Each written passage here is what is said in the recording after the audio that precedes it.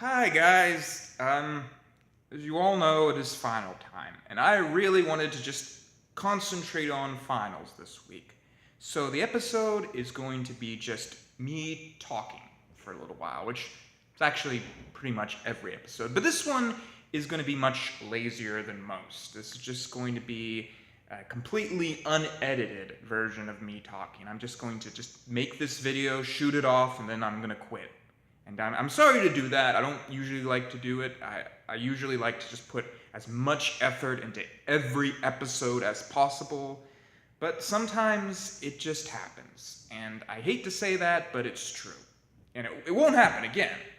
But it's going to happen right now. Because if I need to pass every final, otherwise I'm coming back here for another semester. And although I like this place very much, I do not want to do that. So, anyways, let us do a list that I have actually done before.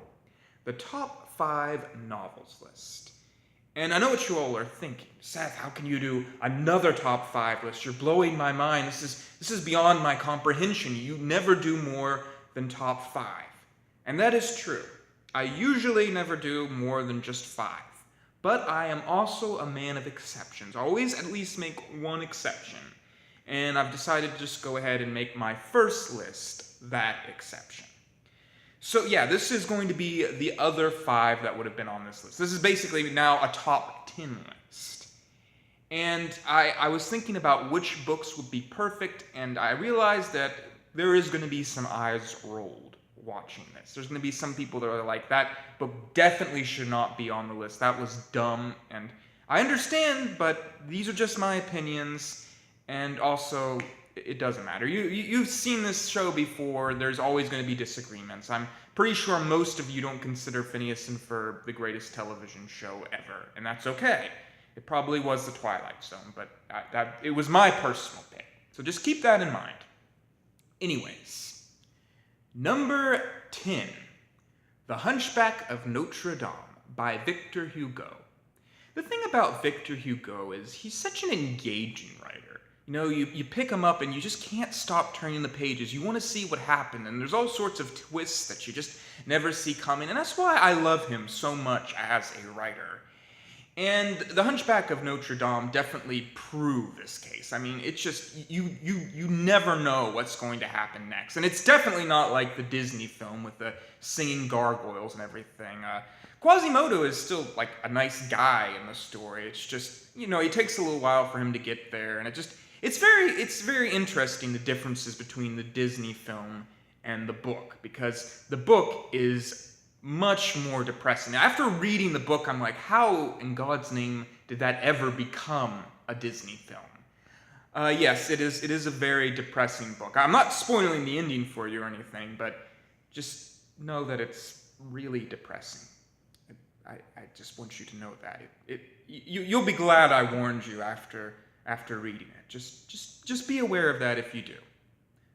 And number 9 is Crime and Punishment by Fyodor Dostoevsky. And I as you all know, I am a big fan of Fyodor Dostoevsky. The Brothers Karamazov is my second favorite book of all time, and this one happens to be my 9th. It focuses on a guy named Rakolnikov, something, yeah. And he murders an old woman, and it's basically just him just trying to get away with it, but he also ends up finding a little bit about himself, and you get to see he becomes more human in your eyes as you read further and further on. And the way this book is written is just incredibly interesting. I don't even really know how to describe it. It's like, it's from the narrator's point of view, but it's written like from the writer's point of view at the same time. Again, I can't really describe it, but it's definitely worth your time because it's just as engaging as Hunchback of Notre Dame, and maybe a little less depressing. No, I'd say it's a lot less depressing than The Hunchback of Notre Dame. I don't think anything is as depressing as The Hunchback of Notre Dame. Number 8. Les Miserables by Victor Hugo.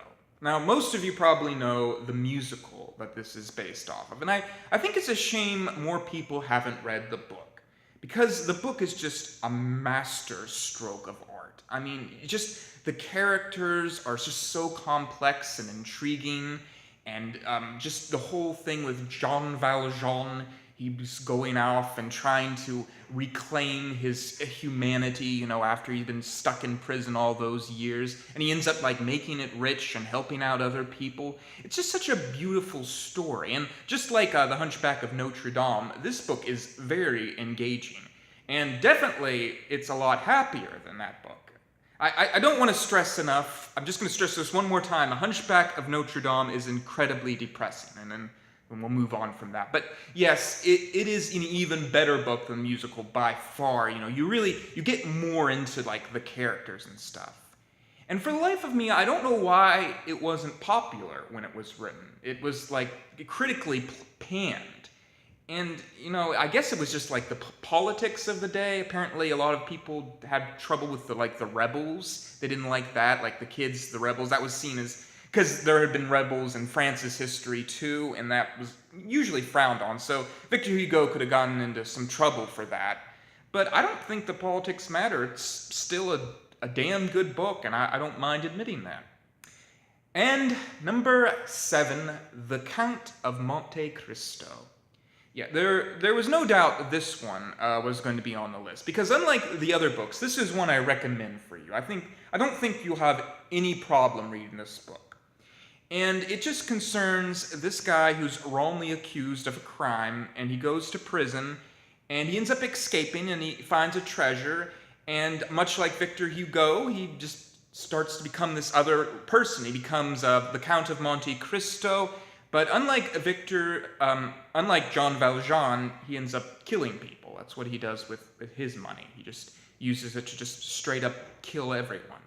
But not in a depressing way. The people that he's killing were the ones that put him in jail in the first place. So it's a revenge story, and probably one of the best ones ever written.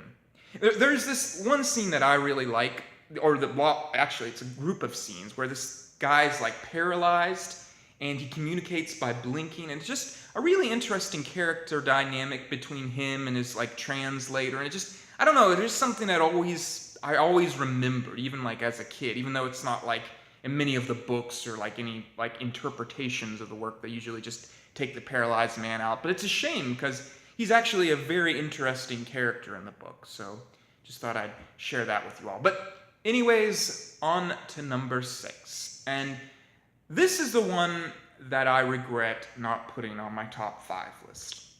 In fact, I don't know what I was thinking when I didn't put it on my top 5 list, and it is Gulliver's Travels. A lot of people say this book is weird, but I don't understand. I just think it's just a regular adventure book, and I did a whole episode defending Gulliver's Travels. You can take a look at that. But yeah, it's just about Lemur Gulliver going all across the sea, finding lilliputs and giants and talking horses and floating islands. And yeah, doesn't that sound fun? That sounds like a good time. I don't see why people dislike it. But maybe it's just because I have a weakness for adventure stories, and especially like sea adventure stories. And this is like the perfect one for me, honestly. And I love the humor, him urinating on the Lilliput's houses because they're on fire, and just crazy ideas like that really work, and have a lot of good political messages to them too. I don't understand what they are, but I'm still in for the ride. So yeah, I get it. I have fun with it anyways. But those are my top. I guess these are the top 5 of the second part of top 10. It's a top 10 list. And this is the second part of that top 10 list where we see the losers. So not as interesting, but hope you all enjoy. And remember, think big, think differently. Very differently.